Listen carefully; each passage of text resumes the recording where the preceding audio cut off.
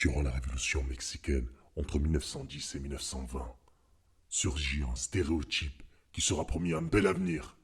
Le macho. Révolutionnaire courageux dans un premier temps, ce dernier incarne des valeurs guerrières. Et bienvenue mes chers frères d'une autre maman sur la Vodenki. Certains d'entre vous utilisent vraiment des pseudos originales. N'hésitez pas à me laisser un commentaire et me dire ce que vous pensez de ce podcast que je vous partage aujourd'hui. Un podcast qui a été striké par YouTube pour des raisons qui me sont totalement étrangères. Je profite également de l'occasion pour vous dire que la série Beast Mode vous annonce des ingrédients de motivation, de recommandations et de coaching pour faire de vous des mâles d'excellence.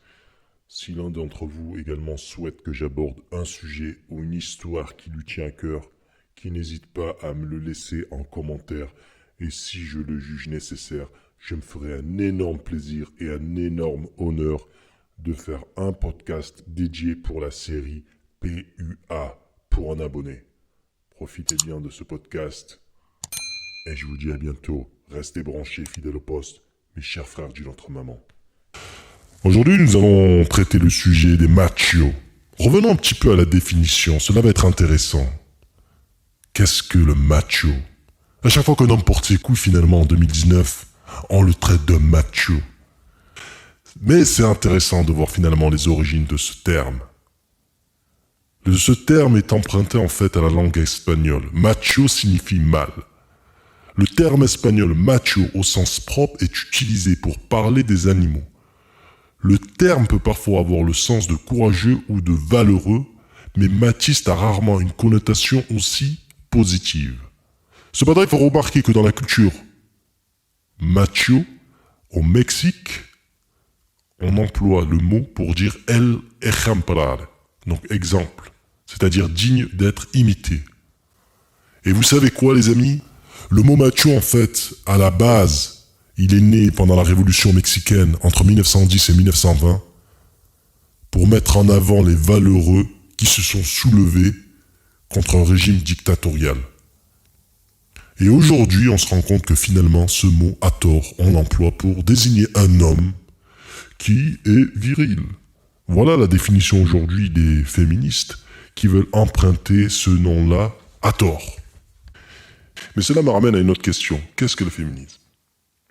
Et on trouve des définitions diverses et variées sur Internet. Et parmi l'une d'entre elles, je vais vous en citer une. Personne appartenant à un mouvement politique qui prône l'égalité réelle entre les hommes et les femmes, dans la vie privée et dans la vie publique. Au sens large, le féminisme inclut l'ensemble argumentaire qui dénonce les inégalités faites aux femmes et qui énonce des modalités de transformation de ces conditions. Il comprend des réflexions théoriques, des études empiriques et des propositions politiques et sociales. En fait, le féminisme prône l'égalité réelle entre les hommes et les femmes dans la vie privée et dans le secteur public. Mais, les amis, on doit se poser la question, comment se fait-il que ce nom, finalement emprunté avec le mot femme, voudrait une égalité entre les hommes et les femmes? Et au final, on se rend compte que finalement, des inégalités des droits dans le monde du travail, même si on les trouve et elles sont importantes, le féminisme prône pas cette égalité-là. Le féminisme revendique une supériorité claire, nette du monde féminin. Non pas sur les hommes, mais sur la nature même des hommes. Et c'est pour cela que quand on est macho, quand on est valeureux, quand on est guerrier, quand on porte ses couilles en 2019, on est taxé de macho. Mais on va revenir à des sujets un peu plus importants. Comment se fait-il finalement que la femme, par sa nature, préfère les bad boys? Et vous allez voir, je vais laisser un lien dans la vidéo. D'accord? Vous regarderez dans la description. Et vous verrez ce que ça va vous renvoyer dans une vidéo qui pose la question finalement, est-ce que les femmes préfèrent les gentils ou les bad boys? Et c'est intéressant de noter qu'est-ce que les femmes préfèrent à ce niveau-là. Un macho ou un gentil? Ah oui, c'est vrai. Un bad boy ou un gentil? En vérité, l'homme, par sa nature, est supérieur à la femme. Est supérieur par sa force physique. par sa force de guerrier. Mais la femme se complète avec un homme. Un homme n'a pas besoin d'une femme pour aller réussir dans sa vie. Une femme a tout intérêt à avoir un homme parce qu'une femme qui donne la vie, elle devient fragile. Une femme, elle ovule une fois par mois. Un homme, il peut enfanter jusqu'à la fin de ses jours. Donc il y a une certaine supériorité que la nature a octroyée au mâle. Mais il ne faut pas voir cette supériorité-là comme une chose péjorative, comme la plupart de ces putains de féministes de merde veulent prôner. La vérité est que l'homme aide la femme. L'homme se complémentarise avec la femme. Et comme on est dans une société névrosée, d'hystériques, de femmes complexées dans leur nature, qui sortent des phrases paradoxales du genre « Ouais, mais vous les mecs, vous vous prenez pour n'importe qui, etc. » Cette même meuf qui va critiquer le mâle dominant se mettra en position de levrette face à un mâle dominant. Elle ne regardera pas le mec gentil à ce niveau-là, quand bien même elle serait mariée. Vous verrez souvent ces femmes mariées qui trompent leur mari et que le jour où elle sait qu'elle peut se barrer sans prendre de risques, elle aura tourné la situation, le scénario pendant 1 milliard de fois dans sa tête. Et le mec, du jour au lendemain, il va entendre la fameuse phrase « faut qu'on parle ». Pourquoi ? Parce que souvent on traite les hommes de lâches, mais il faut revenir finalement aux responsabilités de la femme. Ces femmes qui avalent de la pilule dès 16 ans pour se faire tartiner. Donc un homme macho est un homme bon. C'est un vrai mâle. Allez voir sur un échantillon de 10 filles si elles préfèrent voir un mâle alpha ou un mâle bêta. Sans leur dire de cette manière-là, bien entendu, de leur dire si elles préfèrent un homme qui soit dominant ou un homme qui soit dominé. Qu'est-ce qu'elles vont vous répondre ? Et dans ces mêmes hypocrisies, elles vous diront « Oui, mais j'aime pas les machos ». Et c'est là où ça devient intéressant. C'est nous les hommes, il faut garder nos couilles. Ne jamais se mettre au niveau de la femme. C'est un petit peu la phrase de Maître Gims qui dit dans une de ses chansons « Tu finirais par t'ennuyer si je t'aimais à ta manière ». Et ça, c'est entièrement vrai. L'homme, en 2019, le vrai mâle, il n'a pas, et bon, quand je dis en 2019, c'est valable pour toutes les générations en vérité, mais c'est pour donner l'exemple aujourd'hui. Toi qui m'écoutes, tu n'as pas à te rabaisser aux caprices d'une femme. Tu dois toujours lui faire face et garder la tête droite. Parce que souvent, ce qu'elle t'envoie, c'est du test.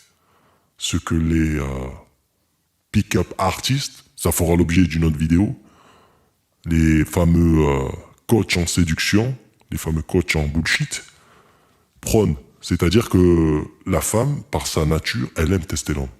Et nous, les hommes, on est trop rationnels. On va direct réagir de manière réactionnaire, en fait. Et en fait, il ne faut pas y accorder de l'importance. Il faut rester froid pour se protéger. Parce que sinon, mec, elle va te la mettre bien profonde. Et l'attitude à avoir aujourd'hui, en fait, c'est être macho. Oui, si j'estime que dans un couple, si je me mets en couple, je veux que ma femme sache cuisiner, c'est pas être macho. Si j'ai des valeurs traditionnelles, ce n'est pas être macho. C'est parce que j'ai des attentes, j'ai des expectations. Je suis pas un loser et j'attends bien à guider ma vie avec des valeurs et non pas des valeurs prônées par des féministes. Des femmes qui ont une idéologie qui disent que les hommes tapent leurs femmes alors que ça représente un échantillon de 10% de la population et ils en font un cinéma, alors qu'il y a 10% des hommes qui se font battre par leurs femmes, et ça, personne n'en parle. Un homme qui pleure doit pleurer dans sa cave. Un père de famille qui a raté sa life en épousant une connasse et qui lui a coupé la garde de ses enfants, il n'a pas le droit d'aller pleurer dans son commissariat. Aujourd'hui, je mets au défi n'importe quel homme qui m'écoute actuellement et qui se fait battre par sa femme d'aller déposer plainte contre sa femme. Et on verra si on va l'écouter et si on va prendre en compte sa plainte. C'est pour ça que garder ses couilles, être macho, c'est se protéger, c'est tenir un foyer. La femme des années 50, la femme du Sud, la femme méditerranéenne qui avait ses enfants, elle tenait le foyer, c'était elle la chef de famille. Et c'est ça qu'on met pas en avant. Dans un couple, une vraie femme, c'est elle qui a une couronne dans le foyer.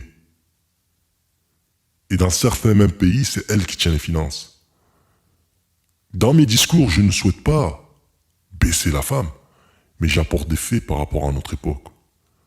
Je montre que finalement, il y a eu des changements, mais des changements négatifs.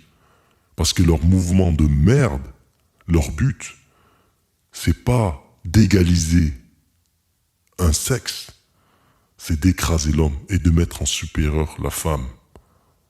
Et mon but, c'est de vous aider, vous, les mecs, vous aider, vous apporter des conseils pour que vous ne vous faites pas avoir.